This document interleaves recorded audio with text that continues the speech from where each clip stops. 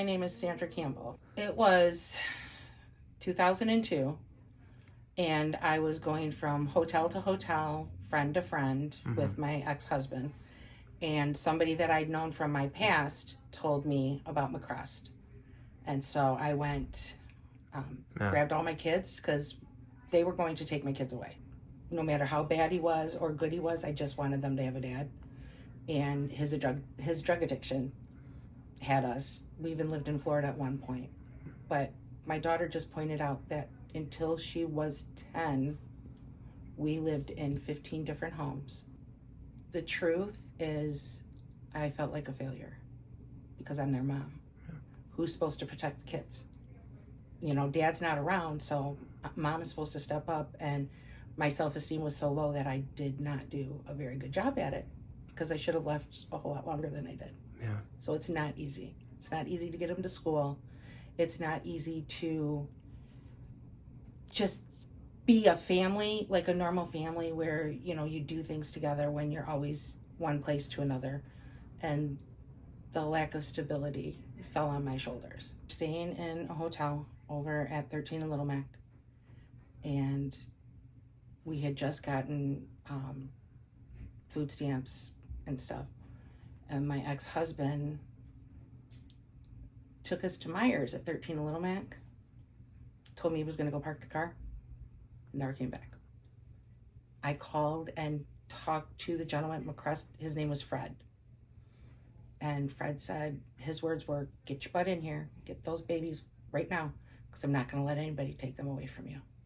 Fred made me feel like it was going to be okay. Again, I felt very, very low on myself. So to have somebody tell me that walking in those doors made me a good mom meant everything to me. It meant that I did something right.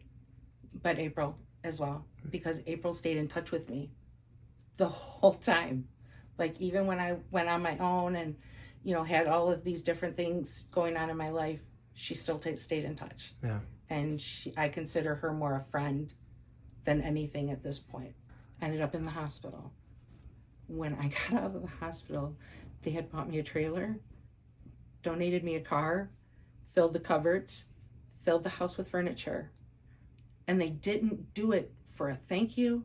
They didn't do it to say, look at me, look at us, look what we've done for her.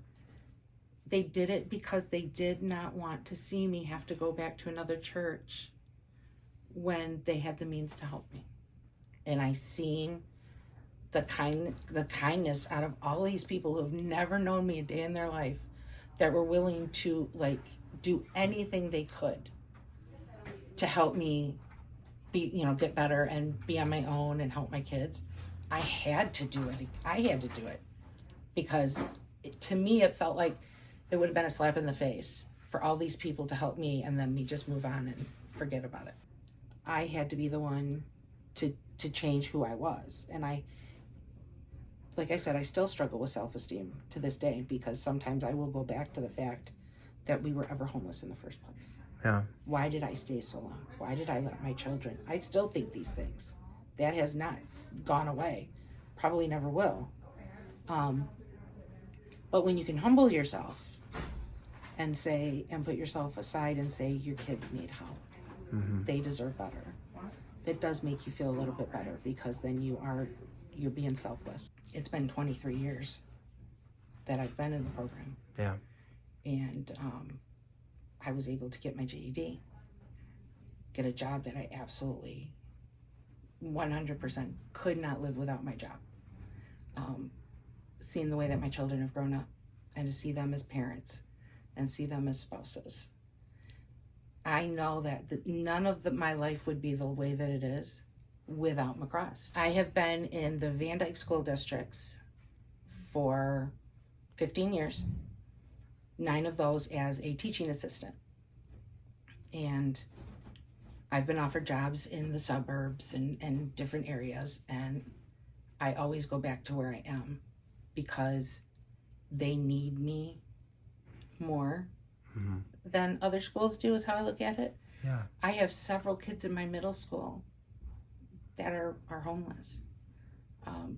Met a girl at the Christmas party. She immediately tried to duck under the table out of embarrassment.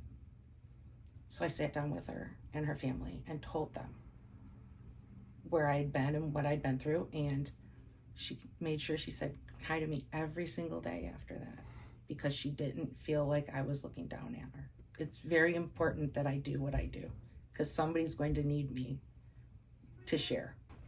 When I came to McCrust, this was their motto, and it was Matthew 25:40. And it was, if you've given less to man, you've given to me. If you've given more to the lesser of man, you've given to me. I wear that to remind myself where I've been and who I am now.